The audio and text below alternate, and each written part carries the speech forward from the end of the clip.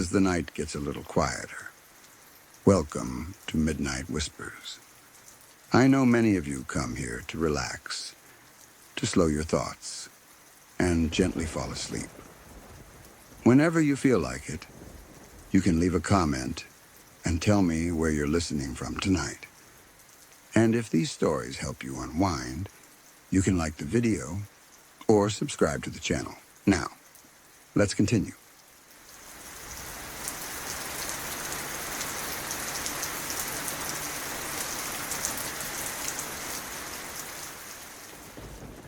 This only happened earlier this year, which somehow makes it harder to process, because it still feels raw and unfinished.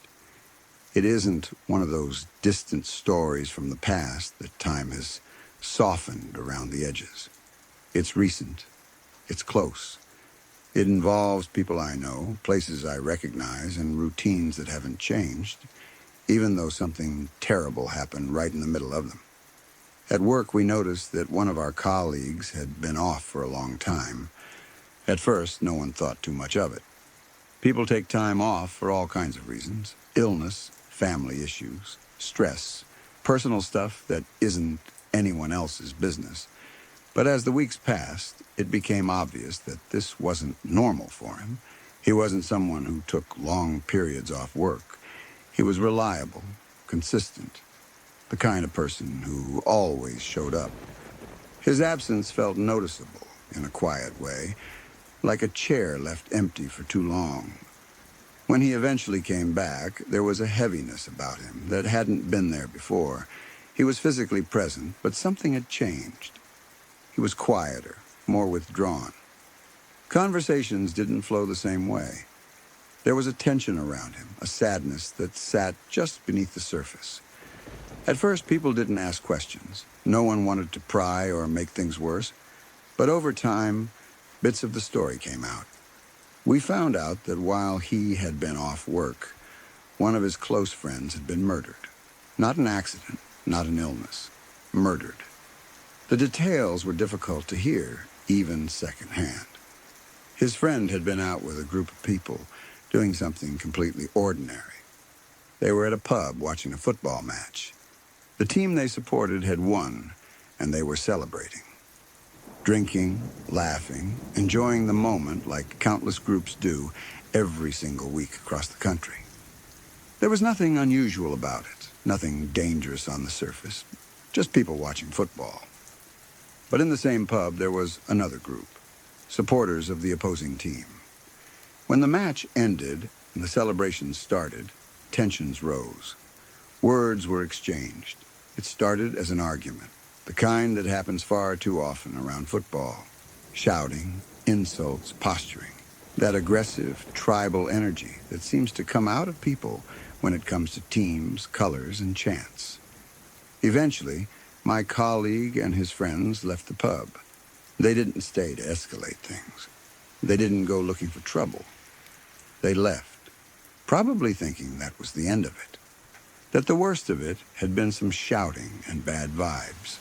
That once they were outside and on their way, things would settle down. They were wrong.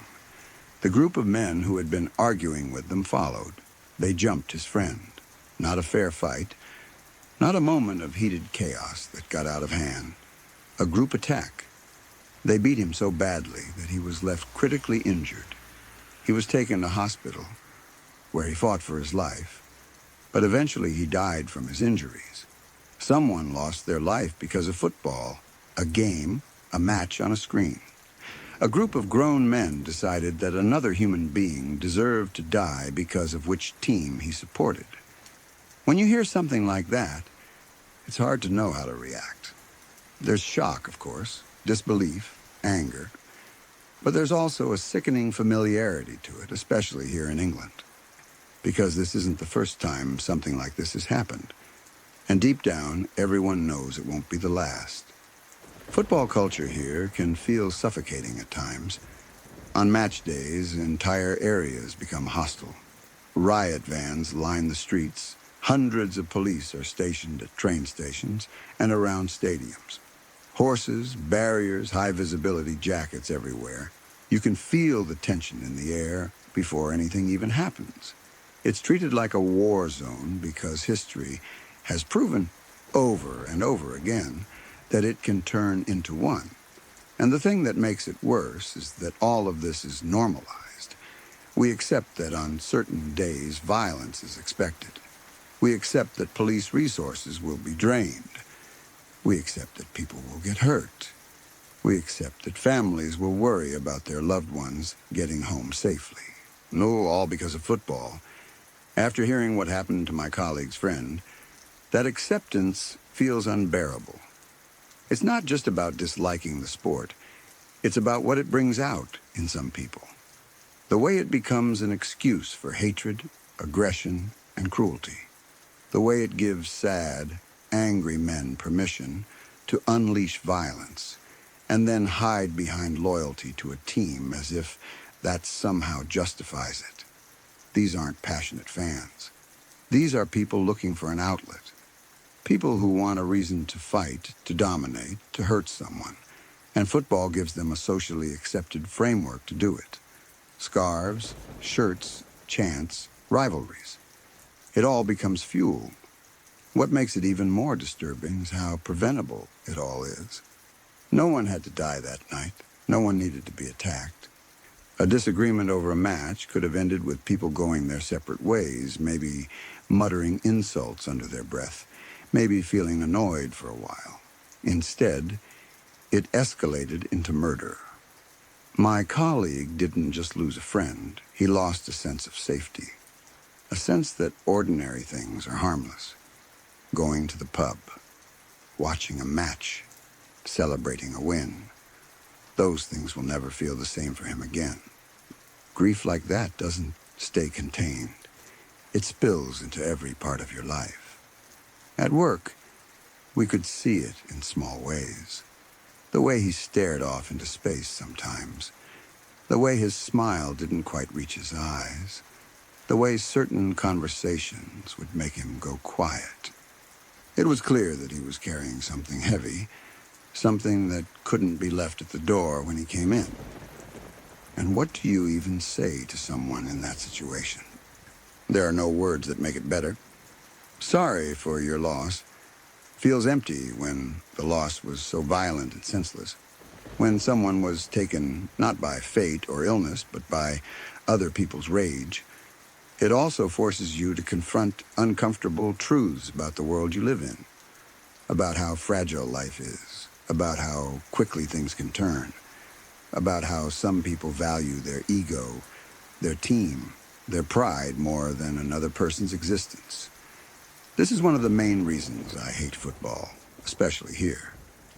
Not because of the game itself, but because of everything that surrounds it. The aggression, the entitlement, the idea that violence is just part of the culture, the shrugging acceptance that this is just how it is. It shouldn't be how it is. No one should die because of football. No one should have their family torn apart, their friends traumatized, their future erased because a group of men couldn't control themselves over a sport. Yet it keeps happening, again and again. Different names, different cities, same story. What makes it even harder to stomach is how quickly these stories fade from public attention. There's outrage for a short while. News articles, statements, maybe a few arrests. And then the cycle moves on. Another match, another rivalry, another weekend. But for the people left behind, it doesn't move on.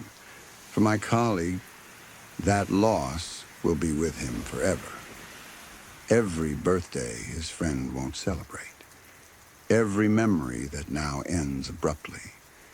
Every moment where he remembers that his friend didn't just die, he was beaten to death in the street for something that never should have mattered. There's also a deep unfairness in how these things are framed. Sometimes it's brushed off as hooliganism, as if that word softens the reality, as if it's just rowdy behavior that went too far. But there is nothing trivial about a group of people killing someone. That's not mischief. That's violence. That's murder. And it leaves scars far beyond the immediate victims. It makes people afraid. Afraid to go out. Afraid to wear certain colors. Afraid to be in the wrong place at the wrong time. Afraid to enjoy something harmless because someone else might decide it's worth killing over. It also creates anger. A deep, simmering anger at the systems that allow this to keep happening. At the culture that excuses it. At the idea that resources are constantly poured into controlling football-related violence instead of addressing why it exists in the first place. Riot vans and police lines are not solutions. They are damage control. They are an acknowledgement that we expect violence, not a sign that we are preventing it. What happened to my colleague's friend wasn't an unpredictable tragedy. It was the extreme end of a very familiar pattern. A pattern that society has tolerated for far too long. And that's what makes it so hard to accept. Because as angry and devastating as it is, it feels inevitable. Not in the sense that it should happen, but in the sense that no one seems willing to truly change the culture that allows it to. This won't be the last time someone dies over football. That fact alone is horrifying. And every time I hear about another incident, another fight, another stabbing, another death linked to a match, I think about my colleague, about the quiet way he came back to work, about the weight he carries, about how his life was altered forever because a group of men decided that a football rivalry was worth more than a human life. It's hard not to feel cynical, hard not to feel disgusted, hard not to feel exhausted by the repetition of it all. At the end of the day, football is a game, a bag of air being kicked around a pitch. It can be exciting, entertaining, meaningful to people in positive ways, but when it becomes an excuse for hatred and violence, when it costs lives, something is deeply wrong. And until that is truly acknowledged, until the culture surrounding it is confronted rather than accepted, stories like this will keep happening, quietly destroying lives, leaving grief and anger behind while the rest of the world moves on to the next match.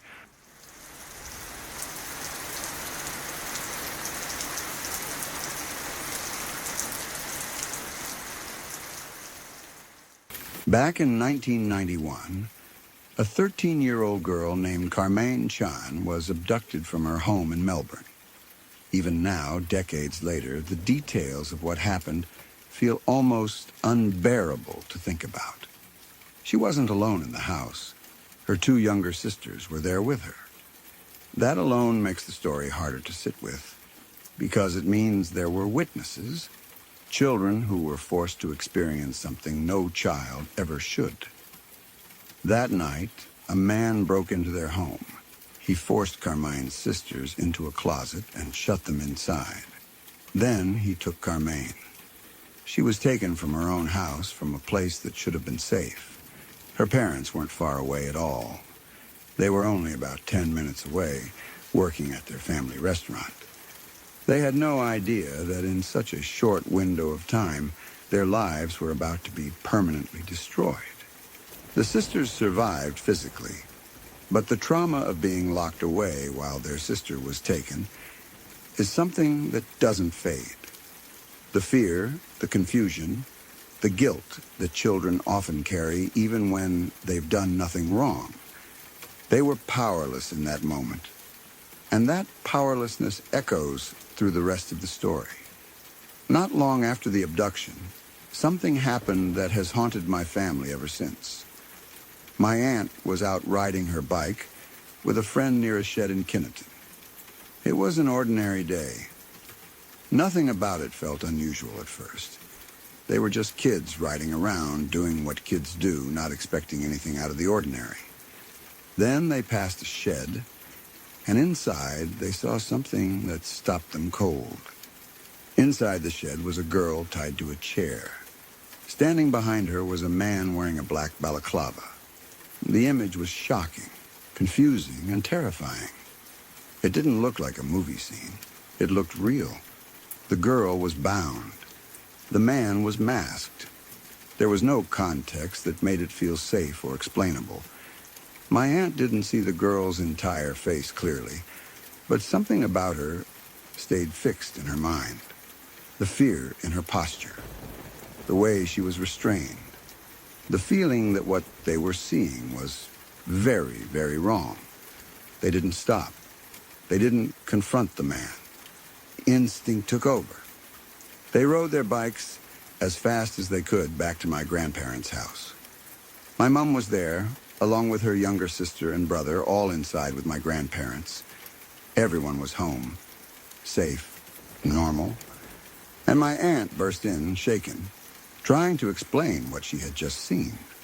She told my grandma about the girl in the shed, about the man in the black balaclava. There was no hesitation. My grandma immediately understood that this wasn't a misunderstanding or prank. This was serious. She called the police right away. It's important to remember that this was the early 1990s. There were no mobile phones, no instant GPS, no way to quickly share photos or videos. The only way to contact police was through a landline or by going in person. So after calling, my grandparents got into the car and drove to the shed themselves, hoping to help, hoping maybe the girl was still there. By the time they arrived, the shed was empty. Whoever had been there was gone, which, in hindsight, makes sense. Someone who has kidnapped a child and realizes they've been seen would flee immediately. They wouldn't stay and wait. The police did investigate. They went to the location. They looked around. But this was before advanced DNA testing, before the forensic tools that exist today. There were no clear leads, no physical evidence strong enough to build a case. The sighting went nowhere, not because it wasn't important, but because the system at the time simply didn't have the tools to act on it properly. Life moved on in the cruel way it always does after tragedy. The case stayed open, but answers never came. Then, on April 9th, 1992, the worst possible confirmation arrived. Carmane's remains were found at a landfill dump. Her skull had 3 bullet holes. Experts estimated that her body had been there for at least 12 months. That meant she had likely been killed not long after her abduction. Whatever hope people had clung to, however faint, was gone. She was 13 years old. Hearing that kind of detail changes how a story feels forever. It's no longer an unsolved disappearance. It's a murder, a violent one. And the fact that she was discarded in a landfill, treated like waste, adds another layer of cruelty that's hard to comprehend. For my aunt, the weight of what she had seen never went away. Years passed, decades even. On the surface, life continued. People grew up, families changed. But inside her, that moment by the shed stayed alive. The image of the girl tied to the chair, the man standing behind her. The question that never fully went away. What if? What if they had done something different? What if they had stayed longer? What if they had gone straight to the shed instead of riding back first? What if help had arrived sooner? Logically, none of that is fair. She was a child. She did exactly what a child should do. She told an adult. The adults called the police. They followed the right steps. But guilt doesn't listen to logic. It eats quietly over time. A few years ago, my aunt finally went back to the police and reported the sighting again. Not because she thought it would magically solve the case, but because the guilt had become too heavy to carry alone. She needed to know she had done everything she possibly could. At first, nothing seemed to come of it. Then, just a few days ago, the police called her back. They told her they still had no solid leads, but they asked her to recount the sighting again, in full detail. Everything she could remember. The shed, the girl, the man, the balaclava, the positioning, the feeling, even the things she wasn't sure about. My aunt admitted she never saw the girl's full face clearly. Time has blurred some details. Memory is imperfect, especially when trauma is involved. But she is certain of one thing. She is certain the girl she saw was Carmaine. That certainty has never left her. Recently, it has also come to light that Mr. Cruel, a notorious and feared serial rapist who terrorized Melbourne during that era, is now considered the prime suspect in Carmine's murder. He was known for breaking into homes, abducting young girls, and using extreme control and planning. The details of his crimes overlap chillingly with what happened to Carmaine. For many people, that connection feels like it finally makes sense of pieces that never fit before. But even that doesn't bring peace. A suspect isn't the same as justice, and decades of waiting leave wounds that don't close easily. What makes this story especially devastating is how close it came to a different outcome. Someone saw her, someone noticed, someone tried to help, and still, it wasn't enough. That reality is hard to accept. It forces you to confront how fragile timing really is, how the difference between rescue and loss can be measured in minutes, in chance encounters, in whether someone chooses one direction over another. Carmine wasn't just a name in a file. She was a sister, a daughter, a child who should have grown up. Her parents were 10 minutes away, working to support their family, unaware that they would never see her alive again. Her sisters were locked in a closet, carrying memories no child should ever have to live with. And my aunt has carried her own burden ever since. The knowledge that she may have been one of the last people to see Carmaine alive. The uncertainty of whether something more could have been done. The ache of knowing that even doing the right thing doesn't always lead to the right outcome. Stories like this don't fade. They don't belong neatly to the past. They resurface in phone calls, in renewed investigations, in quiet moments when guilt and grief resurface without warning. She was 13 years old. That fact alone should stop anyone in their tracks. No amount of time makes that easier to accept. No new development erases what was taken from her or from the people who loved her. But remembering her, telling her story, and continuing to seek the truth still matters. Because she wasn't just a victim of a crime. She was a child whose life was stolen. And the people who crossed paths with her, even briefly, still carry her with them.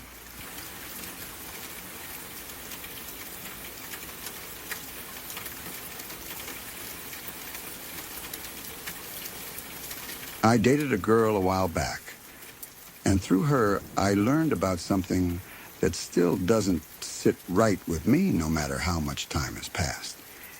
It's one of those stories that sounds unreal when you first hear it, like something pulled from a headline or a documentary, except it wasn't distant or abstract. It was personal. It involved real people I knew, people I spent time with, people who sat across from me and talked about their lives like everything was normal. The girl I dated, I'll call her Ajay, had a complicated family history. Her parents divorced when she was young, and like a lot of divorces, it split the family in ways that never really healed. AJ ended up moving to Dallas with her dad while her sisters stayed behind in southern Texas with their mom. At first, it seemed like a fairly standard custody situation. Not ideal, but not unusual. Kids often get divided between parents after a separation, especially when distance is involved. AJ talked about her sister often. There was love there, but also confusion. She didn't fully understand why things felt so strained whenever she tried to connect with her.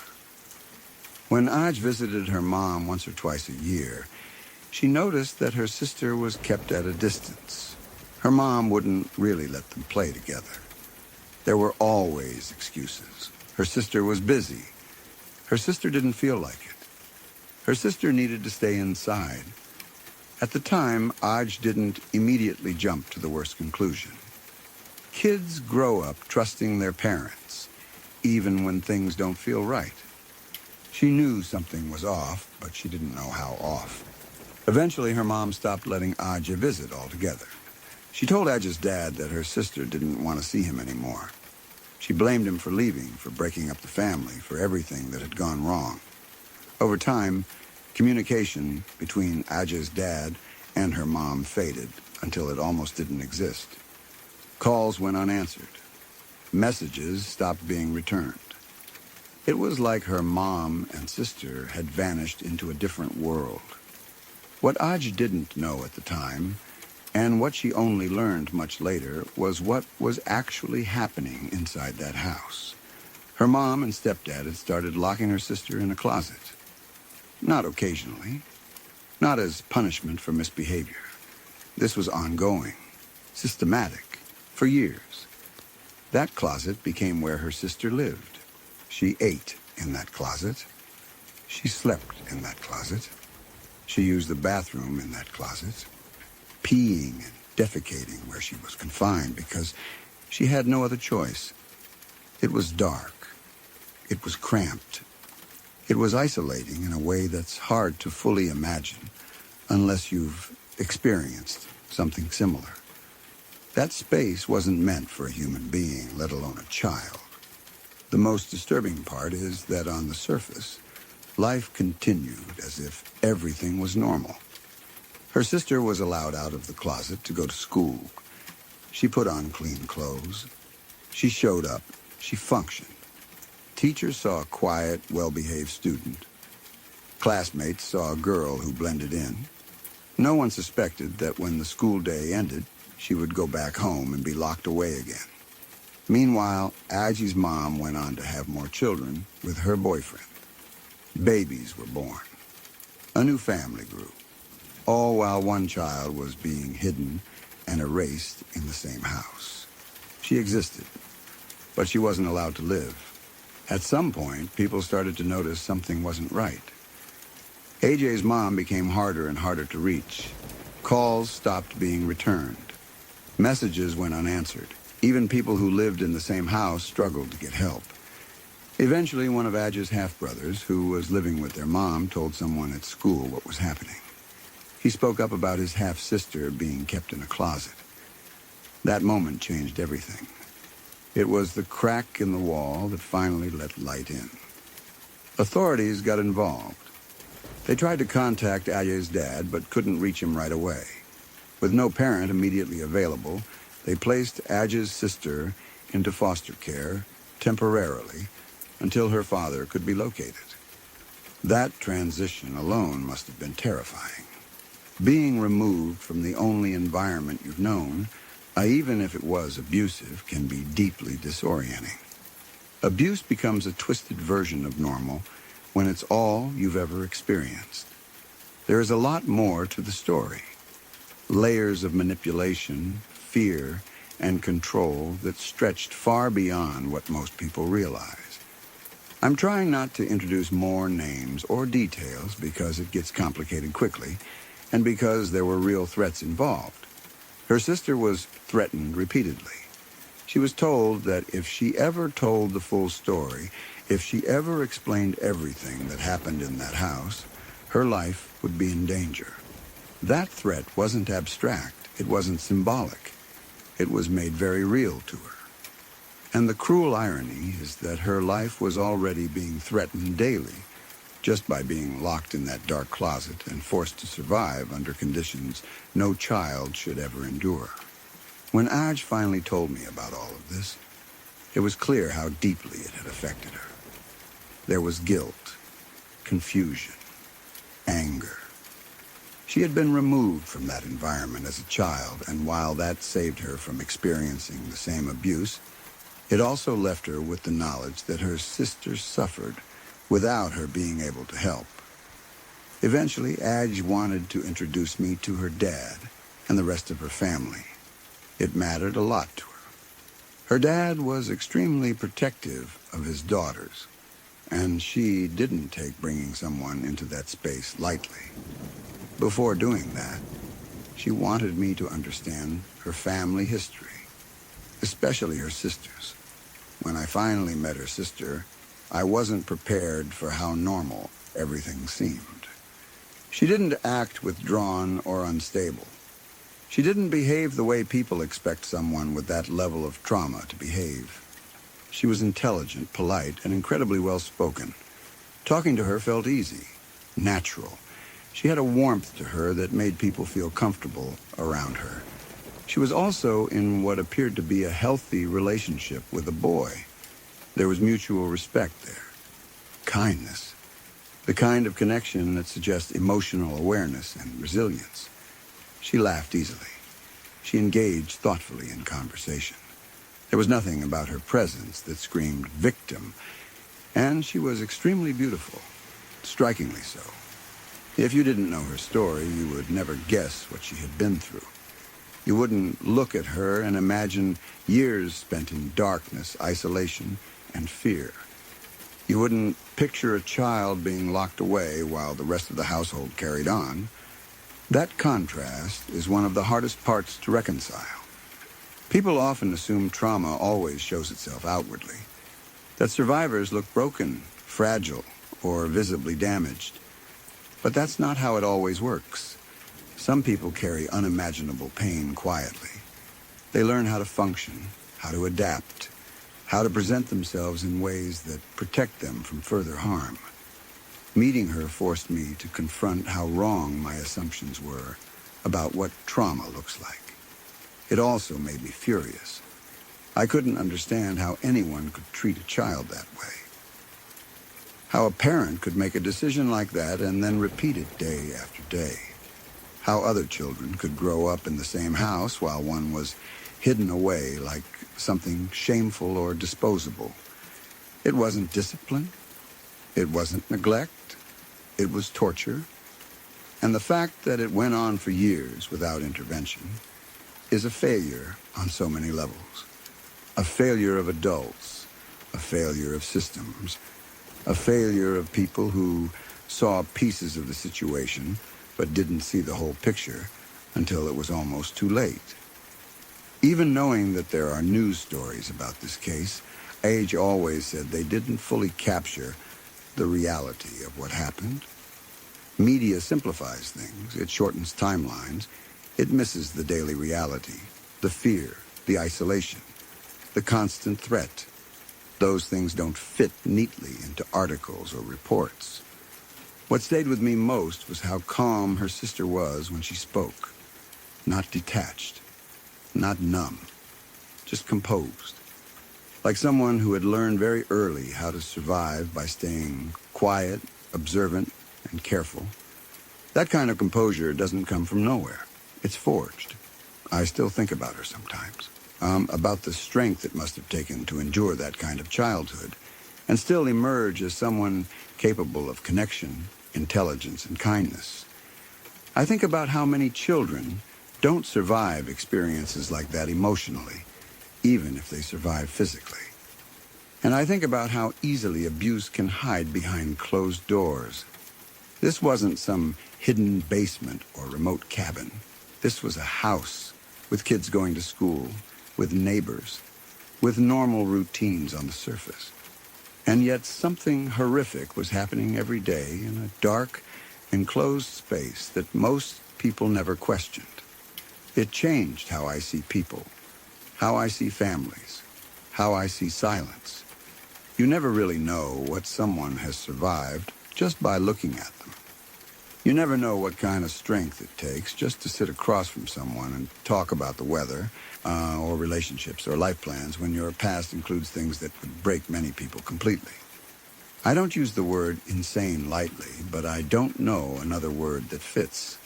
The cruelty, the indifference, the willingness to dehumanize a child so completely. It's beyond comprehension. And yet, the person who endured it wasn't defined by it in the way people expect. She wasn't reduced to her trauma. She wasn't consumed by it. She carried it, yes, but she didn't let it erase her. That's what stays with me. Not just the horror of what was done to her, but the quiet resilience of who she became in spite of it.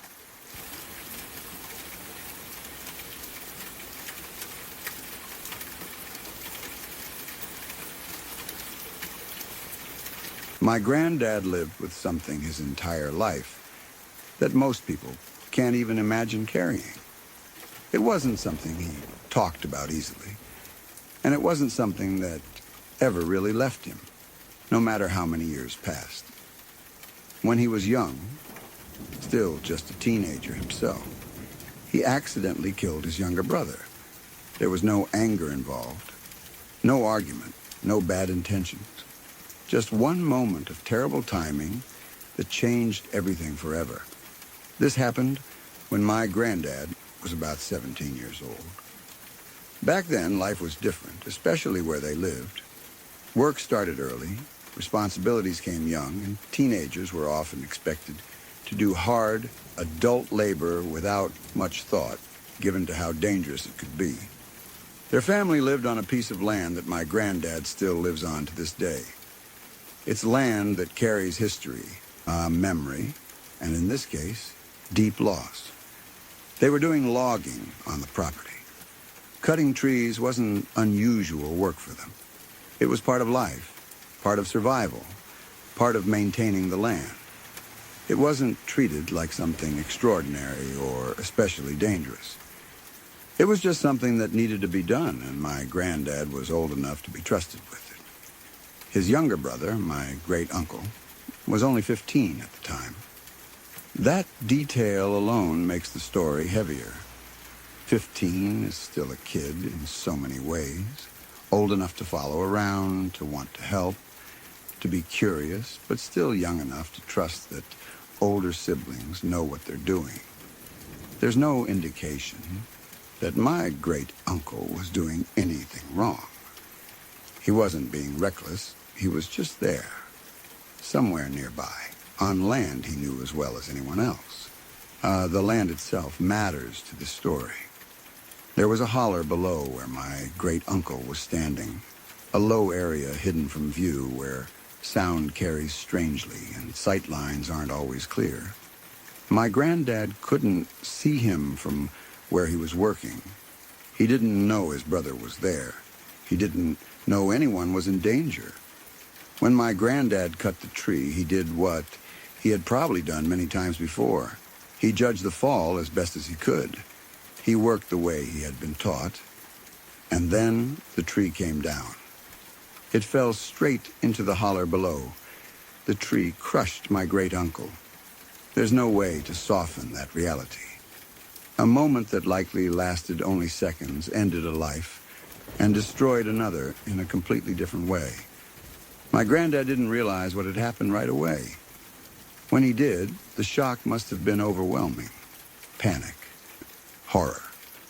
The kind of fear that freezes your blood because you know something has gone terribly, irreversibly wrong. They rushed my great-uncle to the hospital. In moments like that, people cling to hope, even when the injuries are severe. You tell yourself that doctors will fix it, that miracles happen, that it can't really be as bad as it looks. Families sit in waiting rooms praying for outcomes they know, deep down, may not come. My great-uncle died in the hospital a short while later from his injuries. He was 15 years old. For my granddad, that wasn't just the loss of a brother. It was the knowledge that he was the one who caused it, even though it was an accident, even though there was no intent, even though any number of small changes could have prevented it. That kind of guilt doesn't fade with time. It settles in and becomes part of who you are. People often say things like, "It wasn't your fault," in situations like this.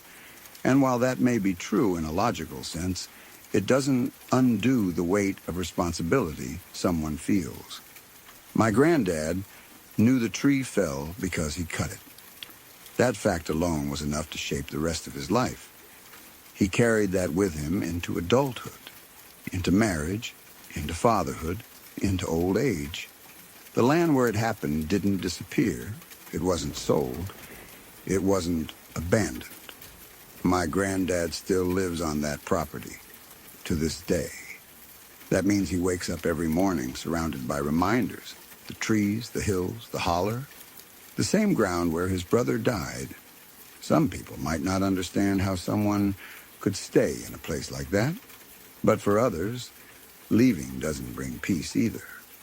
Sometimes staying is the only way to make sense of what happened. Sometimes leaving feels like another kind of betrayal. Living there meant he never forgot. But it also meant he stayed connected to his brother in a quiet, constant way. The land became both a burden and a memorial, even if it was never officially treated as one. Growing up, I knew this story, but I didn't fully understand it until I was older. As a kid, you hear something like that, and it feels distant, almost unreal. Accidents feel abstract. Death feels like something that happens in stories or on the news. It's only later, when you understand how quickly life can change, that the weight of it truly sinks in. As I got older, I started to think about what it must have been like for my granddad in those moments after the accident. The realization, the rush to the hospital, the waiting, the hope turning into grief, and then the long years afterward, where everyone else continues living, but you're always carrying that one moment with you. I also think about my great-uncle, about who he might have become if he had lived, what kind of man he would have been, what kind of life he would have built. 15 is an age full of potential, even if you don't realize it at the time. That potential was taken away in an instant. The tragedy didn't just affect my granddad. It affected the entire family. Parents lost a child, siblings lost a brother, and everyone had to navigate grief layered with guilt, silence, and the understanding that no one meant for this to happen. Accidental deaths often create complicated grief. There's no one to blame in a way that brings closure. There's no villain, just a chain of events that went wrong. That can make healing even harder, because anger doesn't have a clear place to go. My granddad rarely spoke about it openly. When he did, it was quiet, measured, without dramatics. He didn't try to justify it or downplay it. He didn't make excuses. He acknowledged it as something that happened and something he lived with. That kind of acceptance doesn't mean peace. It means endurance. Even now, knowing that he still lives on that land, I can't help but think about how every sound of a tree falling must carry an echo for him. How every memory of hard work in the woods is probably tied to that one day. How certain places on the property likely hold more weight than others. It's a reminder of how fragile life can be, especially in environments where danger is treated as routine. It's also a reminder of how young people are often placed in situations that carry far more risk than they fully understand. There was no crime here, no malice, no wrongdoing in the legal sense. But the impact was just as real as any intentional act of violence. A life was lost. Another was permanently altered. Stories like this don't make headlines. They don't get documentaries or long investigations. They live quietly inside families, passed down in hushed tones, carried by the people who were there and the people who loved them. It also changes how future generations think about safety, responsibility, and work. When you grow up knowing a story like this, it becomes part of how you see the world. You become more aware of how quickly things can go wrong, how one decision, one unseen detail, can have lifelong consequences. I sometimes think about how different everything would have been if my granddad had seen his brother in the holler. if someone had called out, if the timing had been slightly different. Those questions don't have answers, and asking them doesn't change anything, but they're hard not to think about. What remains is the reality that my granddad lived on, carrying both grief and guilt, building a life while holding on to that loss. That kind of strength isn't loud. It doesn't look heroic. It looks like getting up every day and continuing on, even when part of you's forever stuck in the past. His younger brother didn't get that chance, and that loss, even generations later, still matters. It still shapes how the story is told. It still shapes how the land feels. And it still shapes the family in ways that are quiet but real. It's one of those tragedies that doesn't fade with time. It simply settles into the background of life, always there, always remembered, even when it's not spoken out loud. And maybe that's the hardest part, knowing that one moment, one accident, can ripple outward for decades, touching people who weren't even born yet. That's the weight my granddad has carried his whole life, and it's a weight that never truly goes away.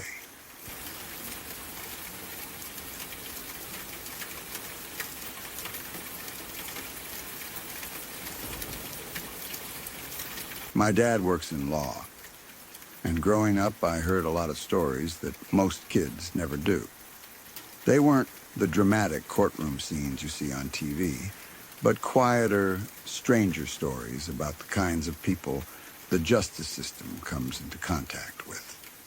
Some of those stories faded over time, but a few stayed with me, not because they were loud or flashy, but because they were deeply unsettling in a way that never really leaves you.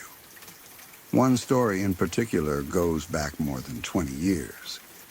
This was long before true crime podcasts were everywhere and before people casually talked about cases over coffee. Back then, it felt heavier somehow, more personal.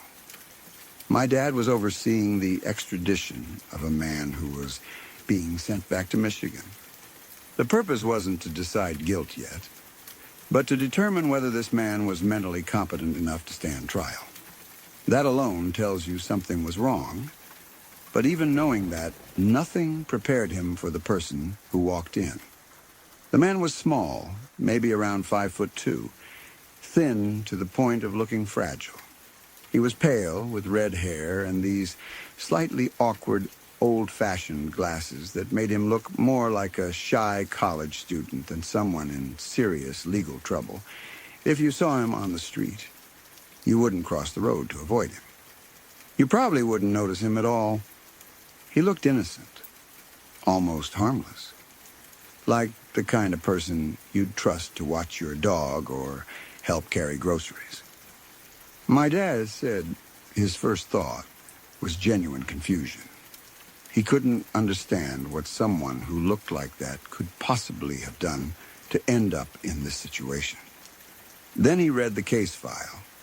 It turned out that this man had killed his boyfriend in a way so violent and shocking that it completely rewired my dad's understanding of how deceptive appearances can be. During sex, he had ripped out his boyfriend's throat using his teeth, not a weapon. Not a moment of distant violence, something intimate, close, and horrifying. Even years later, writing it out still feels unreal. The contrast between how the man looked and what he had done was almost impossible to reconcile. It wasn't just the act itself, but the setting. Something that should have been private and consensual turned into an act of extreme brutality. My dad said it was one of those moments where your brain struggles to connect two realities. The man sitting in front of him looked nervous, almost polite. But the crime described in the documents was savage in a way that felt almost animal. As if that wasn't disturbing enough, the interaction itself took an even stranger turn. At some point during the process, the man casually offered my dad his watch. There was no clear reason for it, no context, no explanation. He just held it out as if offering a small gift, like someone trying to be friendly or grateful. That detail stuck with my dad more than almost anything else. It wasn't aggressive. It wasn't threatening. It was just deeply wrong. The kind of gesture that makes your skin crawl because it doesn't fit the situation at all. My dad never figured out why he did it. Maybe it was manipulation. Maybe confusion. Maybe something darker. Whatever the reason, it made the whole encounter feel surreal and eerie. Like being trapped in a nightmare that didn't follow normal rules. That story alone would be enough to unsettle anyone. But it wasn't the only time my dad came face to face with true evil. Years later, he also worked on a case involving a serial killer named Scott Wilson Williams. Williams is currently on death row in North Carolina for the murders of 3 women in the late 1990s and early 2000s. These weren't crimes of passion or moments of sudden violence. They were deliberate, repeated acts carried out over time. My dad defended him, which is something people often struggle to understand when they hear it. Defending someone like that doesn't mean excusing what they did. It means making sure the legal process is followed correctly, that the system does what it claims to do, even when the person on trial is someone society would rather forget exists. Still, that doesn't make it easy. Williams, unlike the first man, didn't look especially harmless. There was something colder there, something heavier. My dad said being around him felt different. Less confusing, but more oppressive. There was no shock of contrast. Just the slow realization that some people move through the world without the emotional boundaries most of us take for granted. What stayed with my dad wasn't just the violence of the crimes, but the emotional emptiness. The way Williams spoke about what he had done. The lack of visible remorse. It wasn't theatrical or dramatic. It was flat, almost casual, which somehow made it worse. Growing up with these stories didn't make me fascinated with true crime. If anything, it made me wary of it. These weren't puzzles to solve or mysteries to enjoy. They were real people, real victims, and real moments of suffering that didn't end neatly when the case closed. What all of these stories taught me is how unreliable appearances can be. The most terrifying people aren't always the ones who look frightening. Sometimes they look like Boy Scouts. Sometimes they look like quiet men with glasses. Sometimes they offer you their watch with a polite smile. It also taught me something about the justice system that most people don't think about. The people who work in it aren't shielded from the darkness. They carry these stories with them, often silently, back into their homes and their lives. They learn to live with the knowledge that humanity is capable of things that don't make sense, no matter how much you try to understand them. Even now, when I think about that small red-haired man or the serial killer my dad defended, what unsettles me most isn't just what they did. It's how normal the moments around the crime seemed. How easily evil blended into everyday life. How close it came to ordinary conversations, office hallways, and paperwork. These weren't monsters in the way movies portray them. They were people. And that's what makes it so hard to sit with. Because once you accept that, you realize how fragile the line between normalcy and horror really is. Those stories stay with me, not as entertainment, but as quiet reminders. Reminders that the world is more complicated and darker than it appears on the surface. Reminders that the justice system exists not just to punish, but to confront truths most of us would rather never face.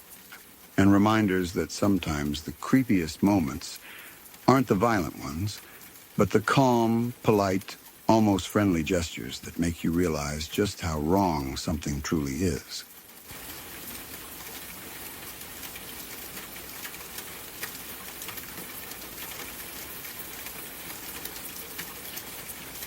When I think back on my childhood, there are moments that feel distant and blurry, like they belong to someone else. And then there are moments that are painfully sharp, as if they never stopped happening. This is one of those moments. It's something that still shows up in my dreams. Something my body remembers even when my mind wants to forget. What makes it worse is knowing that it didn't happen by accident. It happened because adults made choices that put children directly in danger. My childhood friend's mom had a pattern. I didn't have the words for it back then, but I understand it now. She kept predators around her kids, not by accident, not unknowingly. She surrounded herself with people who were dangerous because those people were easy for her to control. They stayed close because being around her gave them access to children. Her children. Other children.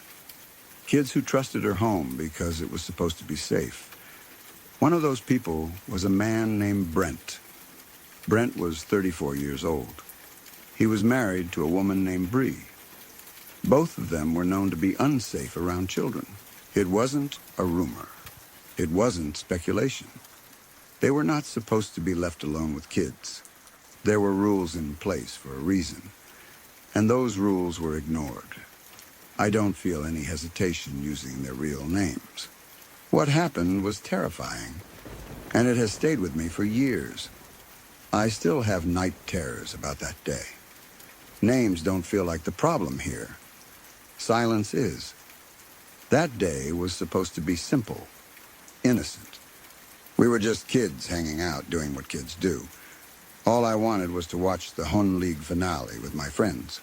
That's it. That was the plan. That was the excitement. A group of kids, snacks, TV, nothing dangerous or strange about it. Then Bree suggested we play hide and seek. On the surface, that sounds harmless. Hide and seek is a normal game. Kids play it all the time. But something about the way she suggested it felt wrong immediately. It wasn't playful. It wasn't lighthearted. There was something in her tone, something in the way she looked at Brent, that made my stomach drop. She suggested that Brent would be the seeker. Every instinct in my body reacted at once. I didn't have the language to explain it, but I knew something was very wrong. That feeling didn't come from nowhere. It was loud. It was urgent. It felt like an alarm going off inside my chest. When Brent started counting to 10, everything changed. The girls didn't giggle. They didn't whisper or laugh like kids usually do during games. They bolted. They ran like their lives depended on it. There was no playfulness at all, just panic and silence.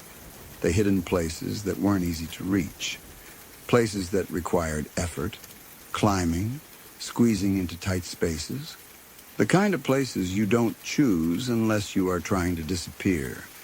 That alone should have told any adult that something was wrong. I wasn't as lucky. When Brent reached 10, he didn't walk around casually, calling our names like someone playing a game. He hunted us. That's the only word that fits. His voice changed. It wasn't joking. It wasn't fun. It was slow and deliberate, like he was enjoying the fear. "I'm gonna find you," he said. "I'm gonna eat you up." Those words still make my skin crawl. I ran from room to room, a heart pounding so hard I could hear it in my ears. I wasn't thinking clearly. I was just trying to survive. I looked for a door, a window, anything at ground level that could get me out of that house. Every instinct I had was screaming that this man was dangerous, that if he caught me, something terrible would happen. I didn't feel like a kid playing a game. I felt like prey. Then he saw me. I will never forget the look on his face. It wasn't surprise. It wasn't excitement. It was something twisted and euphoric, like he had been waiting for this moment. His smile was wrong in a way that's hard to describe unless you've seen it. It wasn't just happiness. It was possession. He reached out toward me and said, "There's a naughty girl who wasn't playing by the rules. That's okay. I like naughty girls." That sentence is burned into my memory. I was near the back door. I didn't hesitate. I ran. He was fast, but I was faster. Fear gives you speed you don't know you have. I knew the neighborhood better than he did. I didn't think about where I was going, just away from him. The town judge lived next door. He was outside in his garden with his pit bull.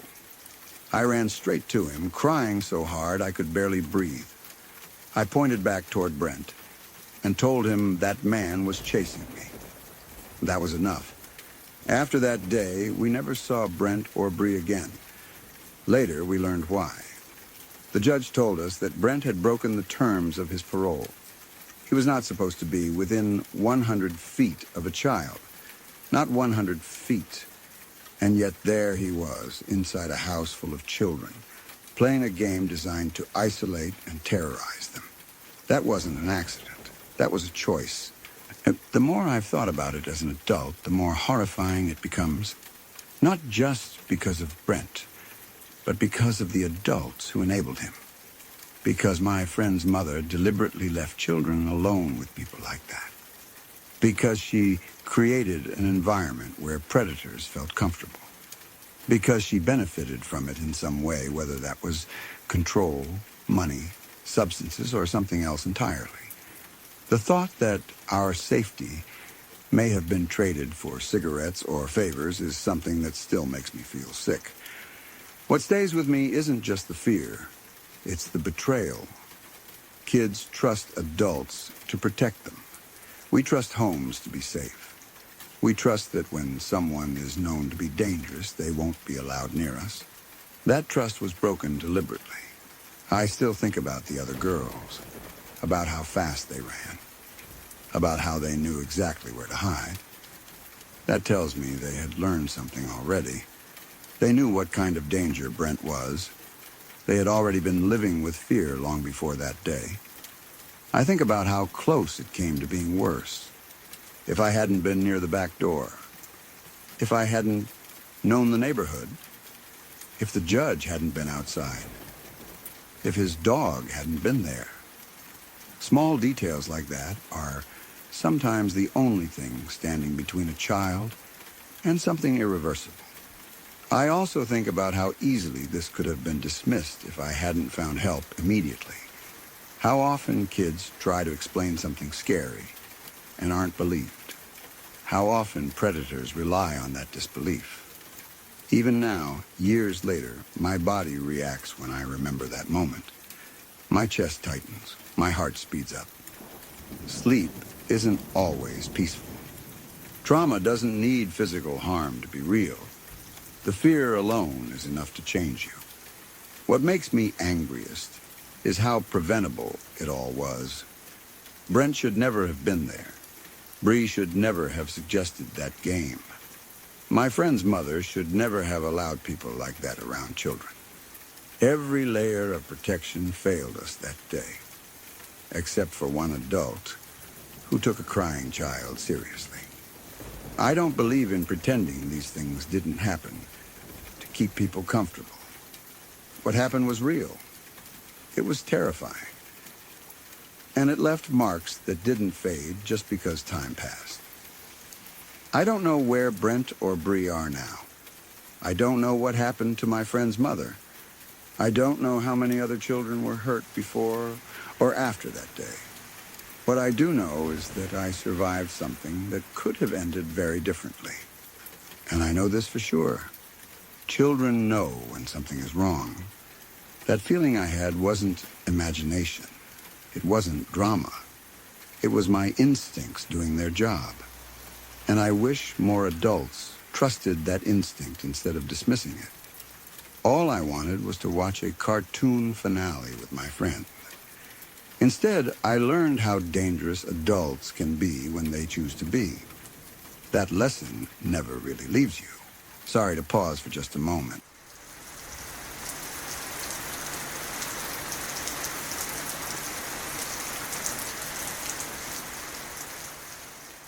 This is a story that has been passed down in fragments, carried through generations with a weight that never really lifts. Even now, long after the war ended and the world moved on, it still feels close, like something that happened just yesterday rather than decades ago.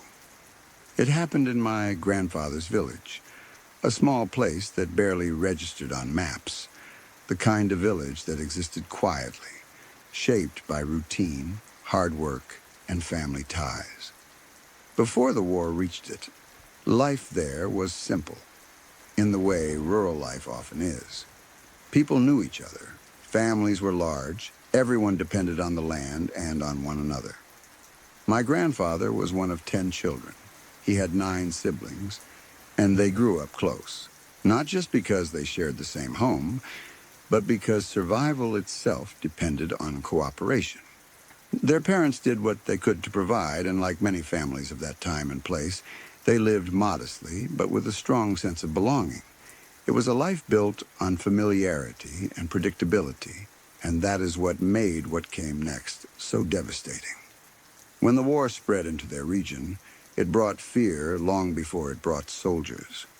Rumors traveled faster than armies. Stories of villages being burned, of people being executed, of entire communities disappearing overnight. Guerrilla fighters were active in the area, resisting occupation in whatever ways they could. They used the terrain they knew so well, hiding in forests, striking when they could, then vanishing again.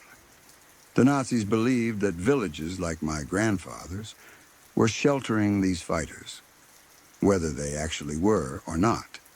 When word reached the village that German forces were coming in retaliation for guerrilla attacks, panic set in. People knew what that usually meant. Retribution did not require proof. It did not require guilt. It only required suspicion. Many of the young men understood this immediately. They didn't wait to find out what would happen.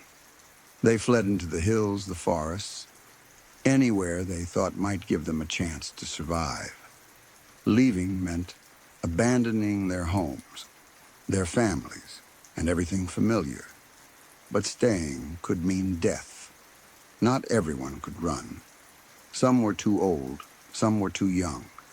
Some stayed behind because they had nowhere to go, or because they believed, desperately, that if they did nothing wrong, nothing bad would happen to them. That belief would prove tragically misplaced. When the Nazis arrived, they moved quickly and brutally. There was no negotiation, no explanation. The men who were still in the village were rounded up and lined up against a wall. There was no trial, no questioning. They were simply shot, executed in front of their neighbors, their families, their children.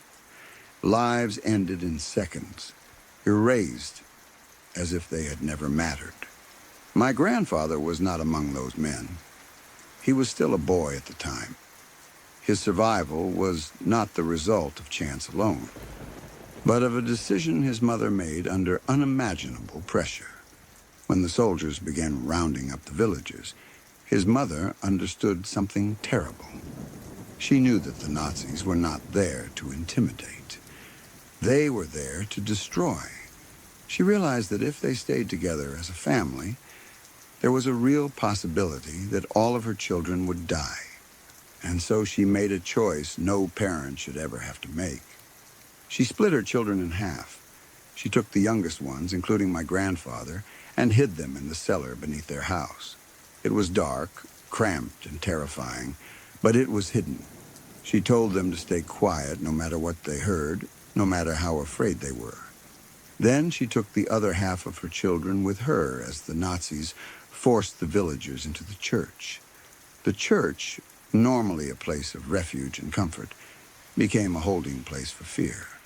The Nazis locked people inside, cramming families together, children clinging to parents, everyone unsure of what would happen next. My grandfather's mother didn't know if the church would become a mass grave. She didn't know if it would be set on fire. She only knew that spreading her children out gave them a chance. Not a guarantee, just a chance. While the villagers were trapped inside the church, the Nazis ransacked the village. They went from house to house, looting what they wanted, destroying what they didn't. Nearly every home was burned to the ground, including my grandfather's. In the cellar beneath that house, my grandfather and his siblings could hear it happening. They could hear boots on the floor above them. They could hear shouting, glass breaking, wood splintering. And then they could feel the heat. The house burned above their heads, flames consuming everything they had ever known. Smoke filled the cellar. The air grew thick and hard to breathe. They didn't know if the fire would reach them. They didn't know if the house would collapse. They were children, hidden underground, listening to their world being destroyed. Somehow, they survived. The fire did not reach them. The cellar held. When the destruction finally ended and the soldiers moved on, those children emerged to a village that barely existed anymore. Their home was gone. Their possessions were gone. Their sense of safety was gone. But they were alive. Those trapped in the church also survived that particular day, though many others in the village did not. Families were shattered. Parents lost children. Children lost parents. Entire bloodlines ended in a single afternoon. The survivors were left to mourn among ashes and ruins, surrounded by the silence that follows extreme violence. But the suffering did not end there. Sometime after the village was destroyed, the Nazis returned. This time they came not to burn, but to exploit. They forced the remaining young men and boys, including my grandfather, to work for them. They were made to build roads and fortifications, to carry materials, to labor under harsh conditions with little food and no choice. Refusal was not an option. Exhaustion, hunger, and fear became part of daily life. My grandfather was still growing, still a child in many ways, yet he was treated as expendable labor. He worked under the watch of armed soldiers, knowing that any mistake, any sign of weakness, could have fatal consequences. The trauma of what he had already witnessed did not earn him mercy. It only made survival harder. Despite everything, he lived. Against overwhelming odds, my grandfather and the siblings who survived that day in the cellar made it through the war. Not unscathed, not unchanged, but alive. Many members of the extended family were not so fortunate. Their names became memories instead of futures. Their stories ended too soon.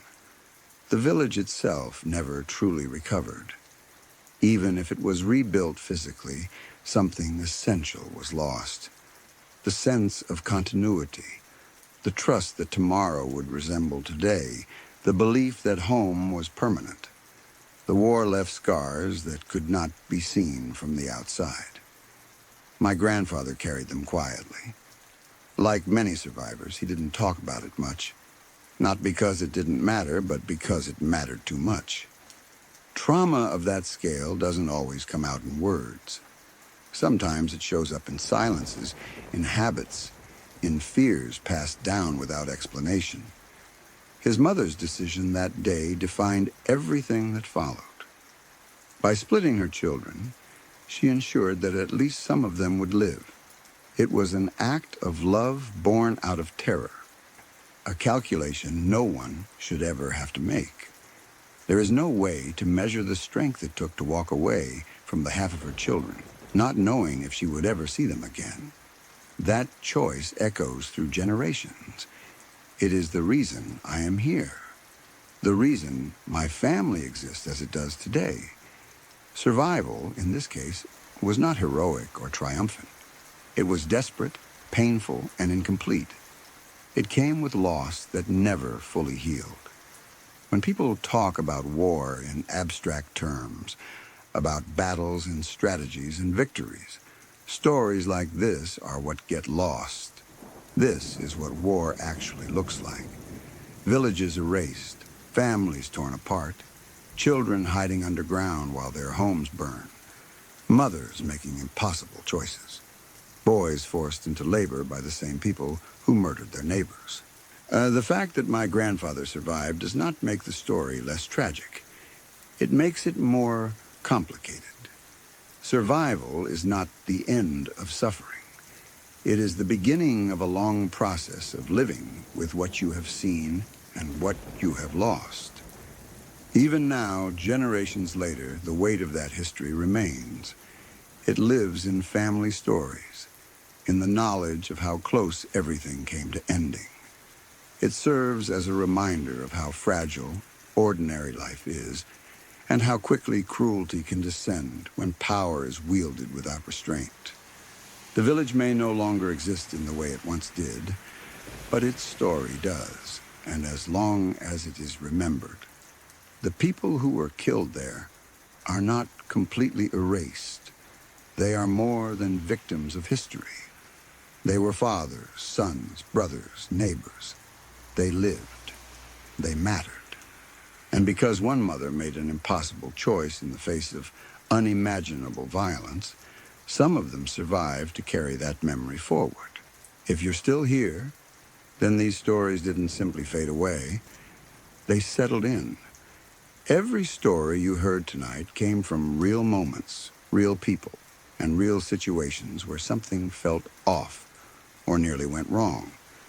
If you want to keep exploring stories that linger in your thoughts long after the night grows quiet, consider subscribing to Midnight Whispers.